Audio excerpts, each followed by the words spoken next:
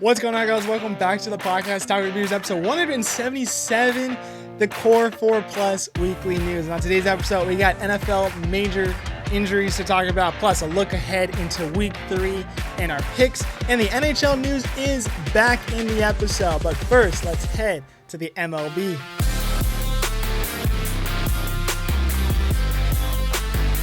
So we'll start this one off in the MLB. We got playoffs coming around the corner, less than 2 weeks away from the end of the regular season. So if your teams are not going to make that, make sure you guys tune in to watch your team's final couple games of the year. But for some other teams, we got a tight playoff race. Before we talk about that, let's head into injury news and roster updates.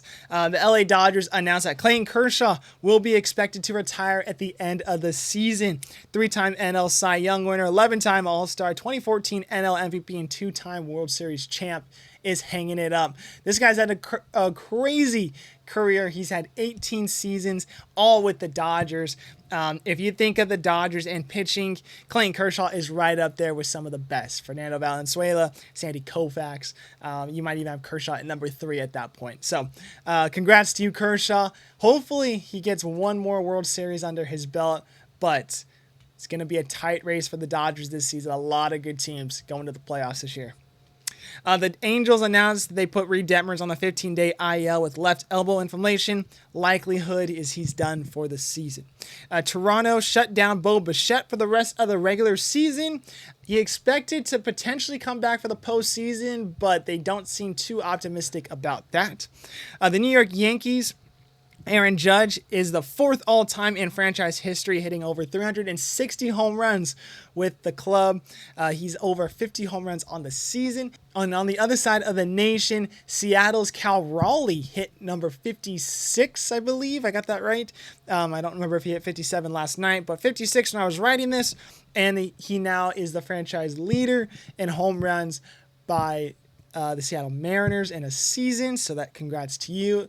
Now, the problem is, who do you choose as AL MVP? Do you choose a season like Cal Raleigh, who captain, switch hitter, killing everything when it comes to switch hitter statistics in the season, killing everything when it comes to Seattle Mariner statistics in a season? Or do you choose a guy that Aaron Judge is just doing it again? He's hitting over 50 home runs. He's leading the league in RBIs, top in batting average, on base percentage, all this kind of stuff. Who do you choose? Now, personally, I think I would maybe lean towards Cal Raleigh just because I think Aaron Judge is going to do this again. Cal Raleigh doing it again, not very likely.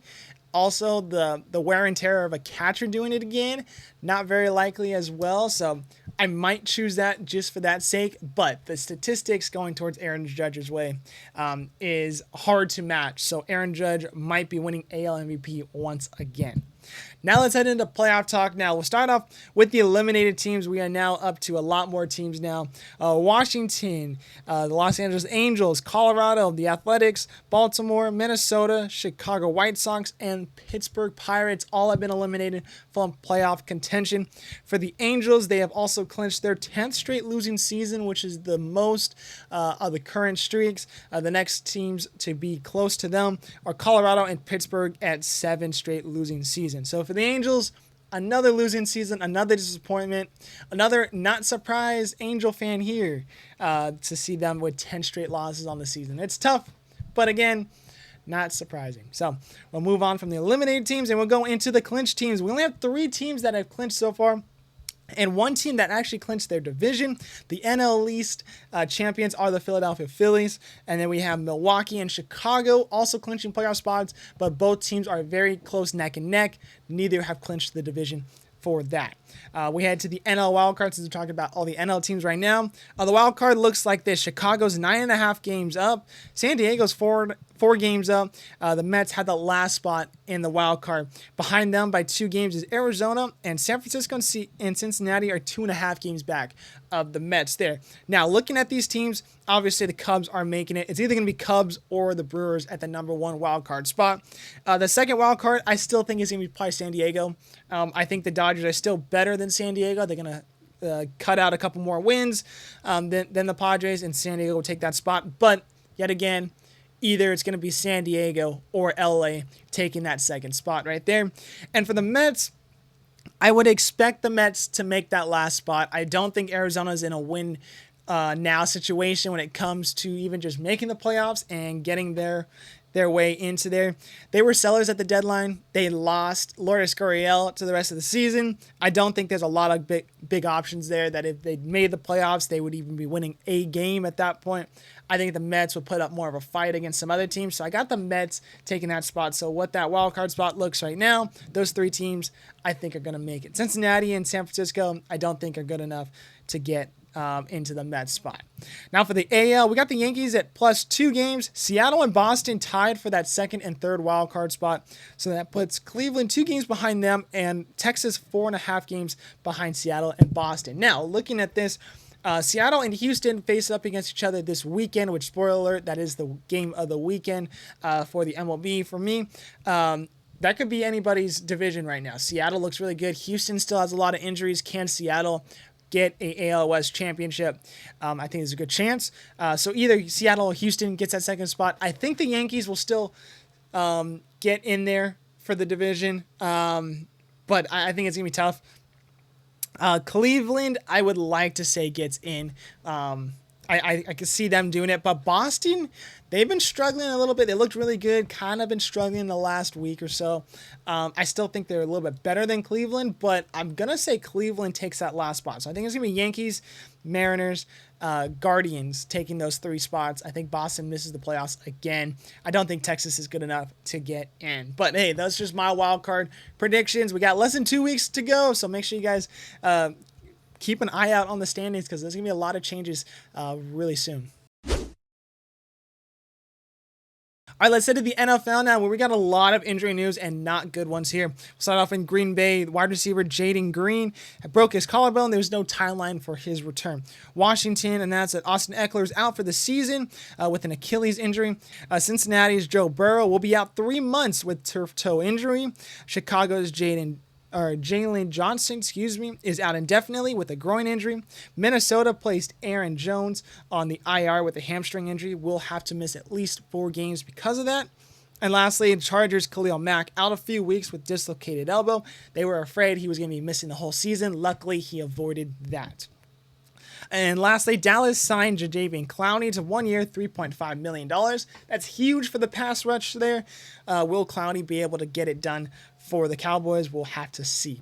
Now let's head into Week 2 score recap. Washington lost on Thursday night to Green Bay 27-18. San Francisco goes to New Orleans and wins 26-21 with Mac Jones behind the center. Detroit smoked Chicago 52-21. The Rams beat the Titans 33-19. Jacksonville loses a close one to Cincinnati 31-27. Jake Browning finished off the game for the Bengals. Baltimore beat Cleveland 41-17, not very close there. Buffalo won 30-10 over the Jets.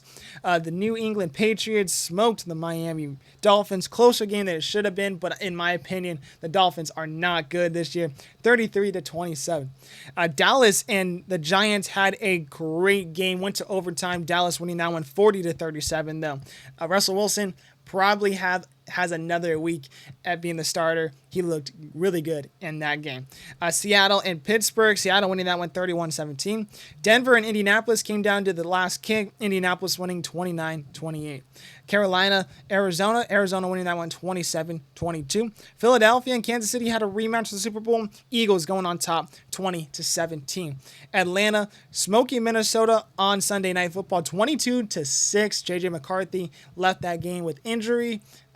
Still seemed to play most of it, but something to note there for the Vikings fans. Tampa Bay beat Houston in the first of the doubleheader on Monday 20-19, and LA Chargers beat the Las Vegas Raiders 20-9. With that being said, last week's picks were 13-3 with those games, so really honestly pretty respectable record there. One of them that I did not expect, San Francisco beating New Orleans. I thought they were going to struggle a little bit more. I'm not sure who else I chose. I think I chose Pittsburgh over Seattle. Not a great game for Aaron Rodgers and the Steelers there. And I think I chose Minnesota over Atlanta as well. So those are the 3 losses in that. This week, though, what are my picks? Let's run through the week. We'll start off on Thursday night, Miami versus Buffalo. Give me the Bills in that one. Bengals versus Vikings. I'm going the Bengals. I'm not positive on that, but I think the injuries to the Vikings are going to hurt.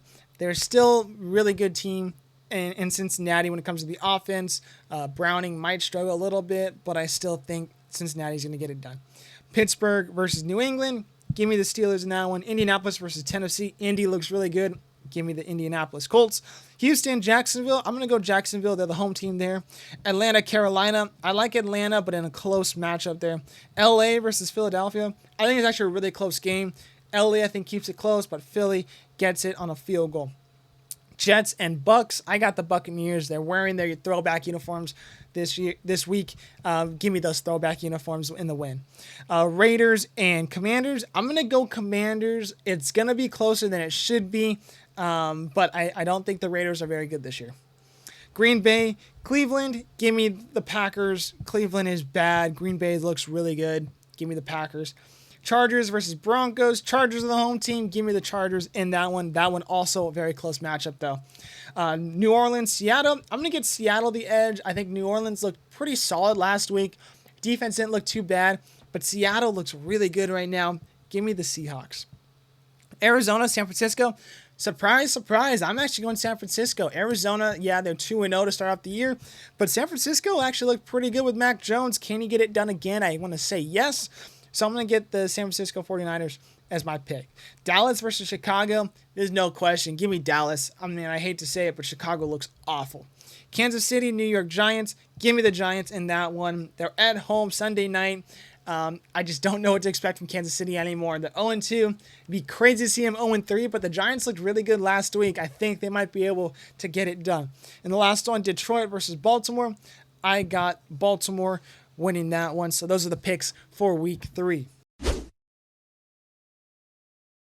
All right, let's head to the NHL now, where we have Pittsburgh announcing that they signed Marc-Andre Fleury to a PTO, and he's expected to play on September 27th, the exhibition game versus the Columbus Blue Jackets, as his final game of his professional career. So he's pretty much ending it with the Pittsburgh Penguins. That is awesome. I love that. I bet you there's going to actually be a lot of people there for an exhibition game on September 27th against the Jackets. So that's going to be really cool to watch Fleury in a Pittsburgh uniform one last time.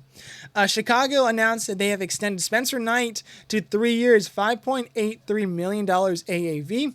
That will start in 2026-27. Spencer Knight came over in the acquisition from Florida, and I think Spencer Knight's pretty solid goaltender. Now, they got to do some other stuff around there, but if you have a good goalie, it goes a long way. Spencer Knight locked up for the next 3 years.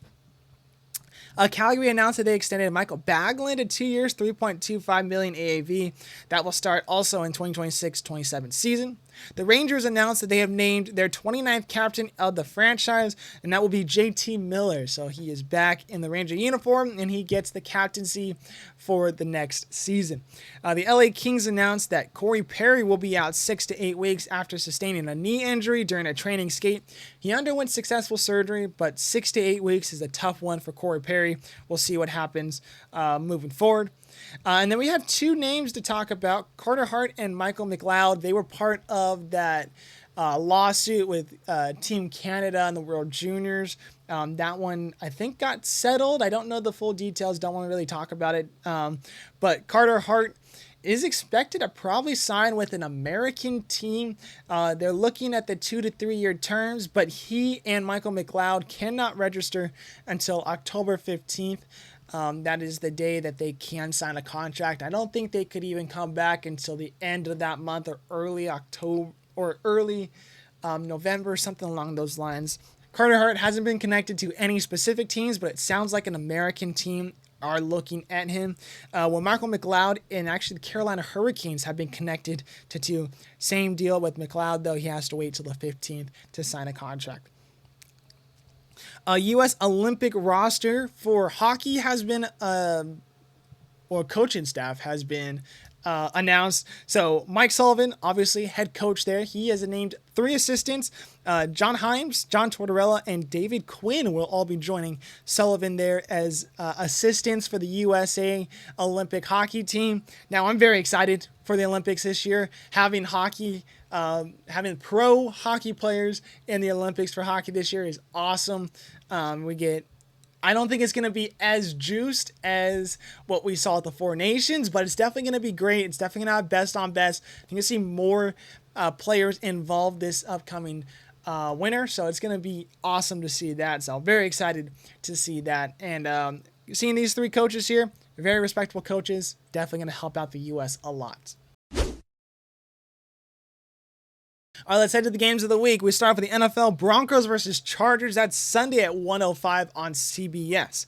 MLB, already noted, Mariners at Astros. That's going to be a great series. That's going to be helping for the AL West division race. English Premier League, Arsenal versus Man City. That's Sunday at 8:30 a.m. on Peacock. And lastly, MLS, you got NYCFC versus Charlotte. That's Saturday at 9 a.m. All right, guys, that would do for this episode. Thank you guys for listening. 177 episodes in the books. Make sure you guys hit that like, subscribe, the bell icon so you guys are notified when episodes like this drop. And we'll see you guys real soon.